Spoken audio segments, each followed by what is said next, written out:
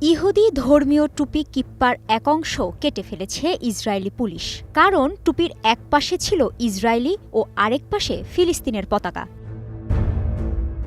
বৃহস্পতিবার এমন ঘটনাই ঘটে ইসরায়েলের মধ্যাঞ্চলীয় শহর মদিনে। টুপিটি পরেছিলেন অ্যালেক্স সিনক্লেয়ার নামের এক বিশ্ববিদ্যালয়ের শিক্ষক। এই অপরাধে তাকে আটকও করে পুলিশ।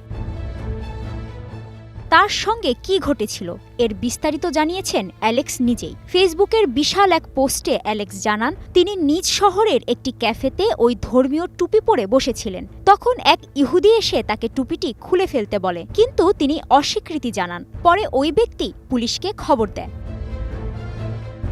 তাৎক্ষণিক পুলিশ হাজির, আটক করে রাখে প্রায় ২০ মিনিট। টুপিটি না খোলা পর্যন্ত তাকে ছাড়া হবে না বলেও হুমকি দেয়। তবে তাতে রাজি না হওয়ায় টুপিটি খুলে ফিলিস্তিনের পতাকার অংশটি কেটে ফেলে পুলিশ। এরপর ছাড়া পায় অ্যালেক্স। অ্যালেক্স জেরুসালেম হিব্রু বিশ্ববিদ্যালয়ের প্রভাষক। নিজে ইহুদি ধর্মাবলম্বী হওয়ায় দীর্ঘদিন ধরেই কিপ্পা পরেন বলে জানান তিনি।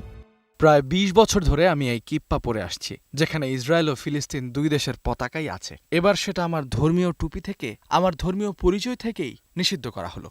২০২৩ সালে ইসরায়েলের নিরাপত্তা মন্ত্রী ইতামার বেন-গভির ফিলিস্তিনি পতাকা প্রদর্শন নিষিদ্ধ করেন। তিনি পুলিশকে এই বিষয়ে কঠোর ব্যবস্থা নেওয়ার নির্দেশ দেন। তবে পুলিশের পক্ষ থেকে বলা হয়, উস্কানি না থাকলে পতাকা জব্দ করার কোনো আইনি ভিত্তি নেই। তাই অ্যালেক্সের দাবি, তাকে বেআইনিভাবেই আটক করা হয়েছিল।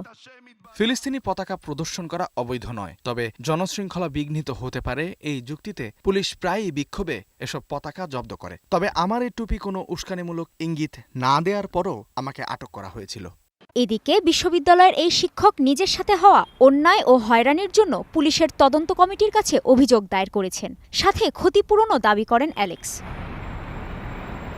এই ধরনের ঘটনা নতুন নয়। ২০১৬ সালে ফেসবুক পোস্টে ফিলিস্তিনের পতাকার ছবি পোস্ট করায় এক নারীকে গ্রেফতার করেছিল ইসরায়েলি পুলিশ। কাজী শাহরিন, স্টার নিউজ।